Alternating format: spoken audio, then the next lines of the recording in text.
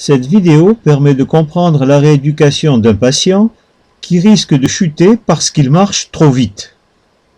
Dans ce cas particulier, les tests de marche chronométrés comme le 6-minute walk test ou le time up and go test, qui poussent le patient à marcher de plus en plus vite, sont totalement inadaptés.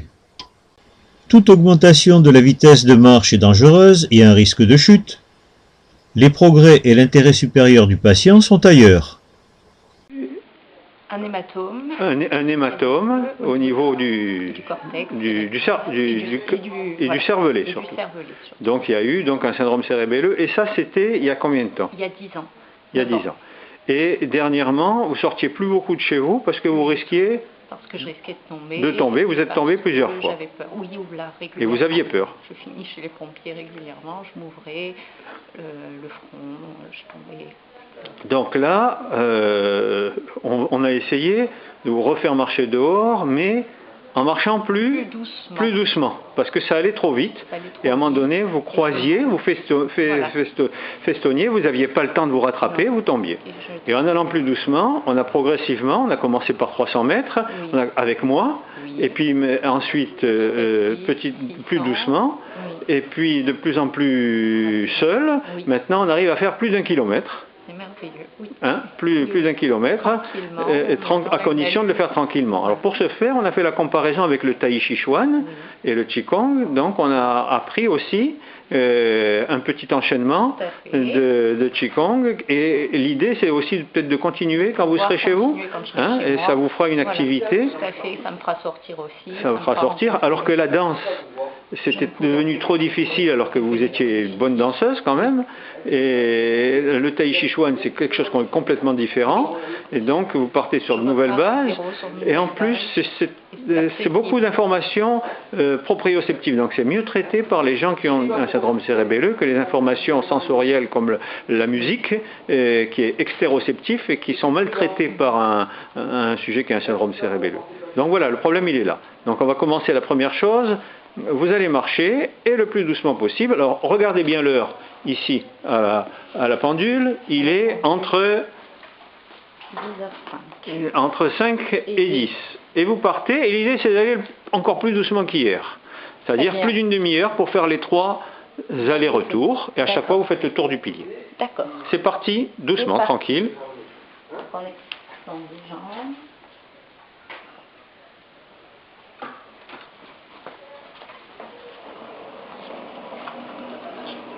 Et c'est parti dehors toute seule.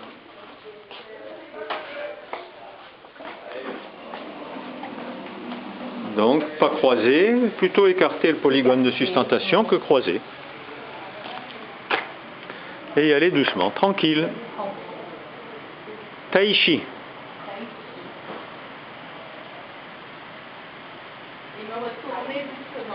Et vous retournez doucement quand vous êtes au bout, pas se retourner comme une bombe.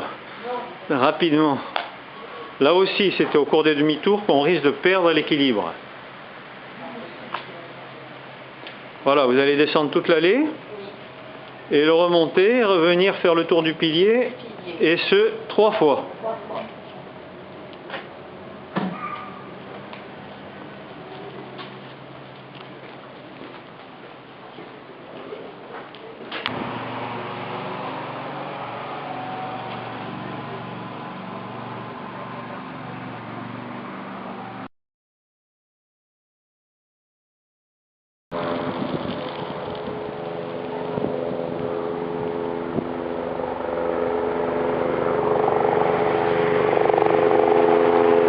Voilà le demi-tour qui est fait lentement, tranquillement. C'est bien, tu peux...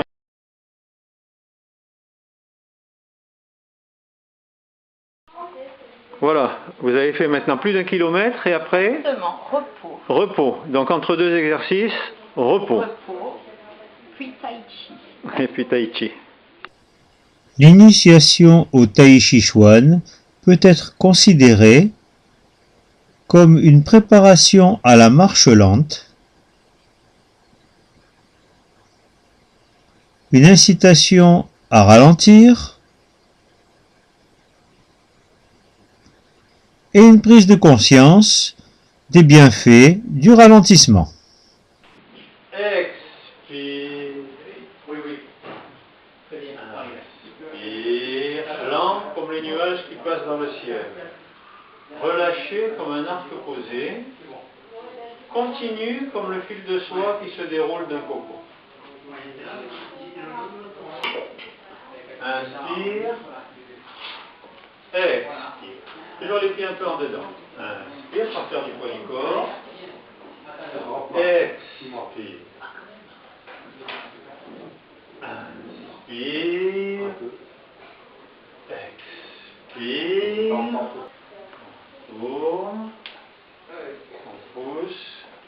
Et on revient. Circonduction, ici du pied. On pousse. Et on revient. Les mains maintenant. Ça. Et ça. Bien. On repart. On fait ça avec une jambe. On tourne. Et on repart. Inspire. Expire. Inspire. Expire.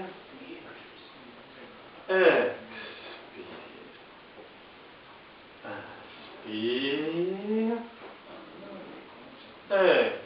C'est étonnant à quel point vous tenez bien l'équilibre, alors que la position unipodale n'est pas tenue très longtemps. Expire. Inspire. Combien de temps on a tenu en unipodale? 15 secondes ou 20 secondes? 17 secondes. Voilà, 17 ou 18 secondes, pas plus. Pour les chutes, vous allez chercher le tapis vous-même? C'est ça? Je vais chercher le tapis moi-même. Et voilà. Donc elle s'installe. Je le sens chez moi. Qui s'occupe de M. Hamann? Sentez chez vous. Ah non. Oui.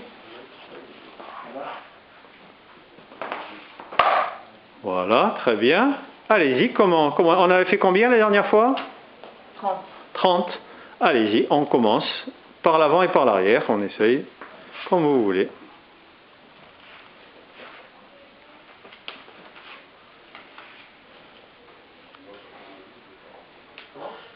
Donc,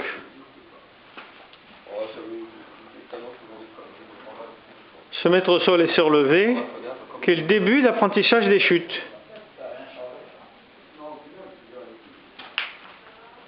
Voilà. L'amortisseur, c'est toujours les genoux, c'est jamais qu'ils doivent se fléchir et non pas taper. Il ne faut pas taper avec les genoux. Les genoux doivent jouer un rôle en quelque sorte de... Voilà. Plier avant, et si possible, mettre les mains d'abord ou bien rouler sur le côté plutôt que de taper les genoux par terre. Vous en êtes à combien là? 4. 4. Allez. On essaie d'y aller un peu plus vite. Voilà, c'était mieux. Et se relever, je vous avais montré aussi une façon assez curieuse de se relever sans les mains. On va essayer. On va essayer. Alors peut-être sans les chaussures? Sans les chaussures. Hein? Ce sera plus facile. Allez-y. À l'arrière. Ah, pas mal. Très bien. Avec une petite aide des mains, mais c'était pas mal quand même. Oh, bravo, bravo, elle y est arrivée sans aide des mains. Alors, maintenant par l'avant et on roule un peu par terre. On se tourne par terre, comme les judokas. Voilà, hop, voilà, c'est bien. Ouais, on descend et on roule, voilà. Très bien, et on frappe pour amortir l'onde de choc. On refait. De l'autre côté, on a fait un coup à droite, peut-être à gauche aussi. Hop. Ça viendra quand vous en aurez fait 50. L'écriture, ça fait partie de, des cours. Et normalement, tous les jours, une page d'écriture ou quelques mots d'écriture sur ce que vous voudrez. Alors vous en avez fait combien la dernière fois? 30. 30 montées et 30 descentes. Dans ces conditions-là, en se tenant, en allant doucement, parce que vous tombiez, vous m'avez dit, dans les escaliers, vous aviez peur aussi. Hein? Oui, j'ai C'est ça. peur et j'ai de l'appréhension. Alors que dans ces conditions-là, ça va mieux. Je suis rassurée. En mettant les 2 pieds par marche, sans chercher à enchaîner, parce que vous aviez fini par les faire sur les fesses, c'est ça? Hein, c'est ce que vous m'avez dit? Sur les fesses ou à 4 pattes. Ou à 4 pattes, voilà pour...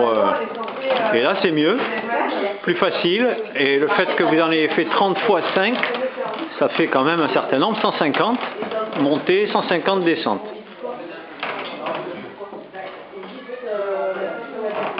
Voilà, très bien. Et en allant doucement, volontairement doucement.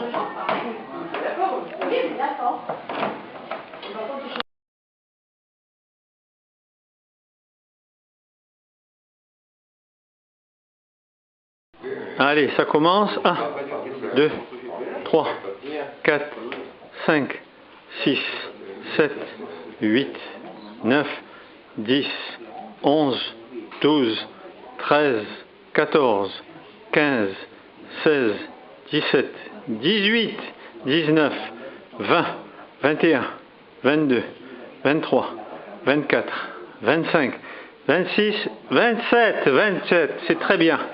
Bravo, record battu. L'autre pied. 1, 2, 3, 4, 5, 6, 7, 8, 9, 10, 11, 12, 13, 14, 15, 16, 17, 18, 19, 20, 21, 22, 23, 24, 25, c'est pareil que l'autre. Merci, c'est très bien, record battu. Cette vidéo permet de comprendre que l'augmentation de la vitesse de marche n'est pas toujours synonyme de progrès, bien au contraire. C'est le périmètre de marche sans perte d'équilibre qui est le véritable paramètre de contrôle de la performance et qu'il est utile d'augmenter. Lorsqu'on augmente ce paramètre de contrôle, lorsqu'on augmente le périmètre de marche, sans chute, sans perte d'équilibre, eh bien les autres composantes du mouvement s'améliorent. Il s'agit des paramètres spatio et temporels du mouvement, en particulier le fait de ne pas perdre l'équilibre, c'est spatio-temporel, mais aussi le coût énergétique et la demande attentionnelle s'améliorent progressivement. Pour ce type de patient qui est relativement fréquent, il faut diminuer la vitesse de marche pour améliorer le périmètre de marche, qui est le véritable critère de progression. D'où l'intérêt du protocole de rééducation de l'équilibre fonctionnel quantifié, que l'on peut télécharger gratuitement sur Internet et dans lequel on peut choisir comme critère l'augmentation du périmètre de marche.